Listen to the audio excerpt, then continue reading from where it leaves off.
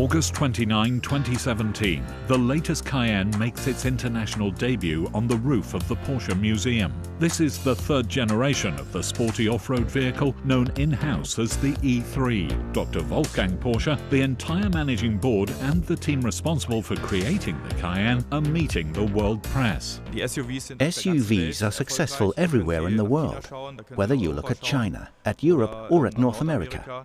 And that makes SUVs attractive for manufacturers too, because for them it means large sales volumes.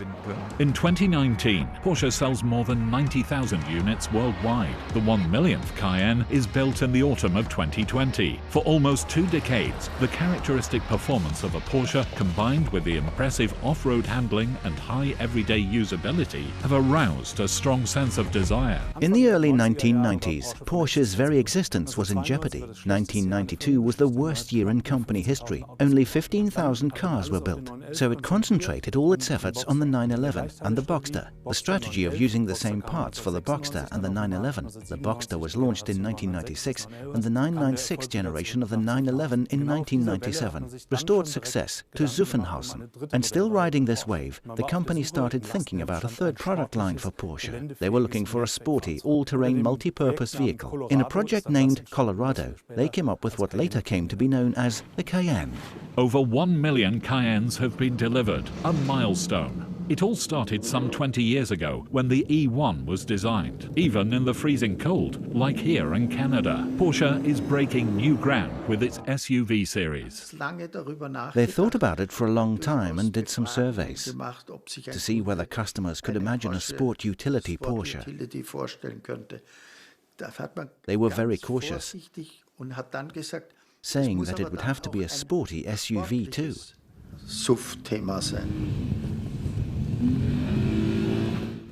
And I think that's very important. It's in our DNA.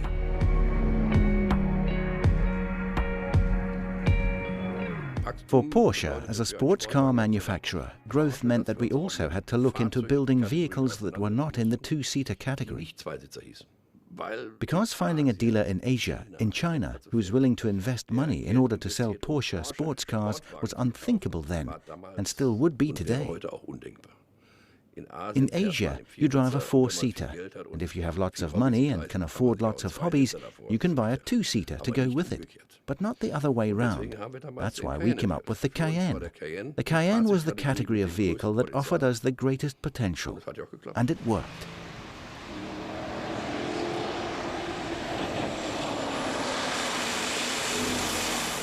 The Cayenne was developed in cooperation with Volkswagen under Porsche's leadership. That allowed risks to be reduced, while at the same time pursuing the goal of launching a distinctive model, different from Volkswagen's models and with its own generation of engines. Work initially started at the development center in Weissach, of course. But Weissach didn't have the necessary capacity, so they looked for and found a suitable location in Hemmingen, halfway between Zuffenhausen and Weissach. They rented 3,800 square meters and started a small secret project there. Once you had found the gates and passed through them, it was like a think tank for this third product line. 2010, test driving the E2 in the desert. By then, the Cayenne is already Porsche's best seller. The Cayenne has on-road and off-road capabilities. But being able to move around in it like this in dunes, on sand, that was a completely new experience. For me too. Something you have to experience for yourself. You drive into the sand, lower the air pressure down to 1 bar, and then go surfing through the dunes, using just one hand. It's incredibly fun, a real pleasure. The car's capabilities in this respect are tremendous.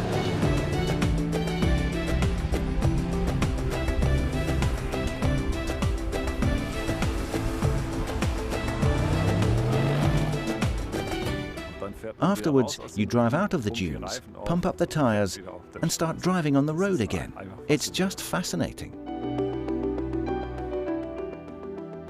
For Porsche, in particular, the success of this model comes from combining sportiness with the genes of the SUV. All the things we have implemented in the Macan or Cayenne are features that we have already tested in motorsports or in our two-door sports cars. And it is precisely this combination that makes the Porsche's SUVs so successful. Early summer 2017, the caravan of developers working on the E3 is travelling across Spain in the heat. With the E3, it took almost 3 years, during which we repeatedly carried out so-called complete vehicle tests in different climate zones. We went to cold regions a number of times. We visited different warm regions, and we also did a dune test. The Cayenne sets the bar very high. It must remain fully functional even after a mud fight or after driving through deep snow. It needs to offer a certain degree of comfort when driving off-road, and the vehicle must give you a sense of being very safe. An SUV simply needs to be able to do that. And an SUV made by Porsche has to be better at everything. Details that have been tested worldwide under a wide range of extreme conditions are fine-tuned here on the in-house test track in Weissach until the car is ready for series production. The success story of the Cayenne continues unabated, thanks in part to the clever strategy of building derivatives. The Cayenne Coupe, on the market since 2019, is very popular. Around a quarter of all Cayenne customers worldwide opt for this even sportier version. The idea behind the Cayenne Coupe was the question, how can we visually convey an even higher level of sportiness? And it was clear that this is simply a matter of the fly line. Hans-Jürgen Bröller is referring to the steeply sloping roofline of the Cayenne Coupe, a nod to the design of the 911. The optional retro-style sports seats are a real eye-catcher. The concept is entirely coherent. The car drives differently. The differences are clearly noticeable, and it looks different too. Porsche begins electrifying the SUV back in 2010, thereby becoming a pioneer within the segment. We were concerned about the high fuel consumption of SUVs. First, we introduced direct fuel injection, which led to greater efficiency. And then, in the next generation, we introduced lightweight construction and hybridization. These were very clear steps, implementing the must-haves. We were the first to produce a hybrid.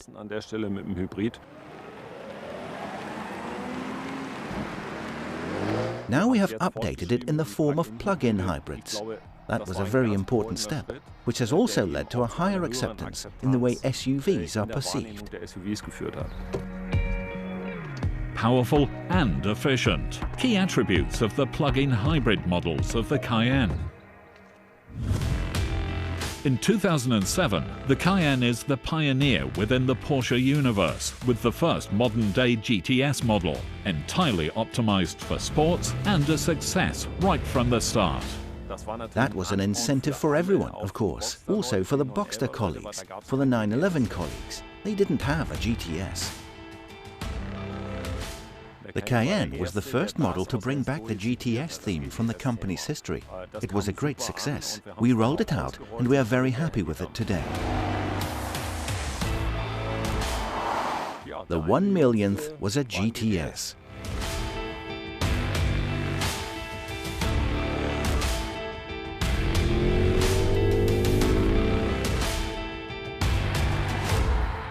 How did we get here?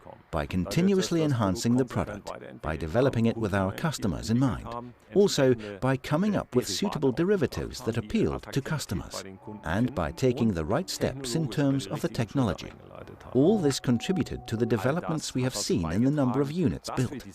Without this, it couldn't have happened, because our growth was disproportionately high compared with the SUV segment as a whole.